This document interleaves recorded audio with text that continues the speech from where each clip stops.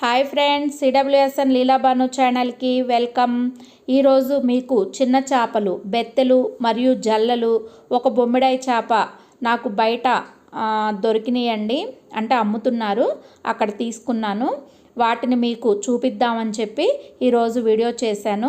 ముందుగా వాటిని చక్కగా శుభ్రం చేసుకోవాలి. శుభ్రంలో కూడా మనం మజ్జిగతో బాగా క్లీన్ చేసుకోవాలి. మజ్జిగతో క్లీన్ చేసిన తర్వాత కొద్దిగా కళ్ళుప్పు, కొంచెం పసుపు, నిమ్మ చెక్క ఉంటే గనక వేసుకుని చక్కగా ఒక 10 సార్లు శుభ్రం చేసుకున్నట్లయితే మనకి ఆ నీచు స్మెల్ అనేది రాదండి. వాటిని బాగా శుభ్రంగా నిమ్మ చెక్కతో వాటర్ ఎక్కువ వేసి బాగా క్లీన్ చేసుకోవాలి. నేను ఇప్పుడు మీకు చూపిస్తున్నది బెత్తెలు, జల్లలు, ఒక బొమ్మడాయి చేపని నిమ్మ చెక్క, ఉప్పు వేసి చక్కగా క్లీన్ చేశాను. చిన్న చేపలు అనేది ఈ బెత్తెలు అనేది బాలింతలు కూడా తినొచ్చు అని చెప్తారు. ఇంతకు ముందు రోజుల్లో మామూలు డెలివరీలు అయ్యేవాళ్ళు కాబట్టి పిల్లలకి పాలు పడడానికి ఈ బెత్తి చేపల్ని తీసుకొచ్చి పెట్టేవాళ్ళు. పాలు విపరీతంగా ఉంటాయి అని చెప్పి ఆ చేపలు ఇవన్నీ బెత్తెలు అంటారు. చిన్న చేపలు ఇలా శుభ్రంగా చేసుకోవాలి.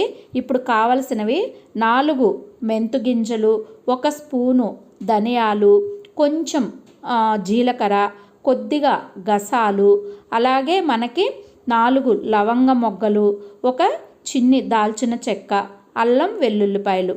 వీటిని మిక్సీలో వేసుకుని చక్కగా మనము మెత్తని పేస్ట్ లాగా తయారు చేసుకోవాలి. ఇవన్నీ కలిపి మెత్తని పేస్ట్ లాగా చేసుకోవాలి. ఇప్పుడు మీకు చూపించిన విధంగా మనం పేస్ట్ని పట్టాలి. నేనైతే కర్రీని 2 విధాలుగా చేస్తున్నాను. ఇప్పుడు మీకు ఇగురు చూపిస్తున్నాను, చింతపండు పులుసు లేకుండా. ముందుగా మనం చట్నీని పెట్టుకుని దానిలోకి నూనె, ఉల్లిపాయ, పచ్చిమిరపకాయల్ని వేసుకుని బాగా ఉల్లిపాయ, పచ్చిమిరపకాయ అనేది బాగా వేయించుకోవాలి. పసుపు, ఉప్పు వేసి ఎంత వేయించుకుంటే మనకి కూర అంత టేస్ట్గా ఉంటుంది.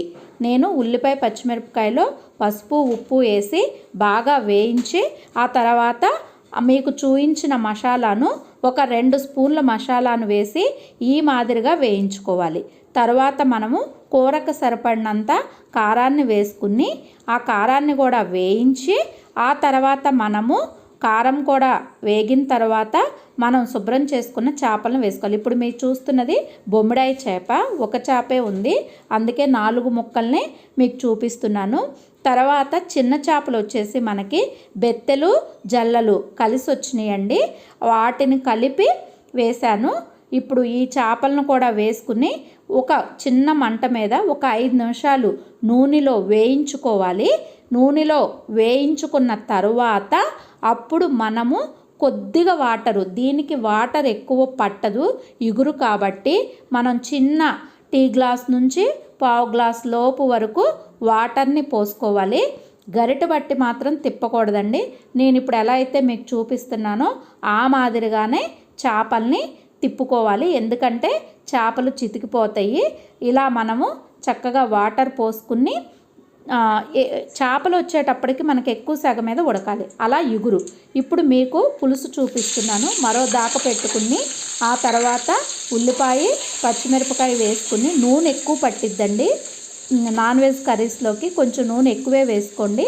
ఇప్పుడు ఉల్లిపాయ, పచ్చిమిరపకాయ, పసుపు, అలాగే కొంచెం సాల్టు వేసుకుని చక్కగా మనం వేయించుకోవాలి. నేనైతే చేపల్ని కడిగిన తర్వాత కొంచెం నూనె, పసుపు, ఉప్పు, కారం వేసి చేపల్ని కలిపి పక్కన పెట్టాను. మనం వెంటనే వండుకోకపోయినట్లయితే అలా పెట్టుకుంటే మనకు కొంచెం సేపు నిలవ ఉంటాయి. ఇప్పుడు మసాలా వేసుకుని కారం వేసుకుని చేపల్ని బాగా వేయించినాక ఇప్పుడు మనం ఈ బెత్తెల్ని వేసానండి. మీరు చూస్తున్న బెత్తెలు కొంచెం నూనె, పసుపు, ఉప్పు, కారం కలిపిన బెత్తెలు. చక్కగా వీటి చిన్న చేపల్ని శుభ్రంగా ఆ ఉల్లిపాయ, పచ్చిమిరపకాయ, ఉప్పు, కారం నూనెలో కూడా చక్కగా వేయించుకోవాలి. ఫస్ట్ వేయంగానే గరిటె పెట్టుకోవచ్చు, కానీ తర్వాత నుంచి మాత్రం అస్సలు గరిటె ఉపయోగించకూడదండి. మనం అడుగంటకోకుండా చూసుకుని కొంచెం చింతపండు, దీనికి చిన్న చేపలకి ఎక్కువ చింతపండు పట్టదు, కొంచెం చింతపండు వాటర్ని దానిలో పోసుకుని హై మంట మీద చేపలను ఉడికించుకోవాలి. మా బెత్తె చేపలు కనుక మీకు ఇగురు పులుసు నచ్చినట్లయితే కనుక మా ఛానల్ని సబ్స్క్రైబ్ చేసుకోండి. అదిగోండి ఇది ఇగురండి. ఇగురు బెత్తి చేపలు ప్లస్ బొమ్మిడాయిలు ఇగురు చింతపండు లేకుండా. ఈ కర్రీ వచ్చేసేటప్పటికి మీరు చూస్తున్న కర్రీ వచ్చేటప్పటికి పులుసు, బెత్తెల చింతపండుతో పులుసు. మా ఛానల్ని సబ్స్క్రైబ్ చేసుకోండి, లైక్ చేయండి, షేర్ చేయండి. Thank you to all. Thank you. Bye bye. Bye bye.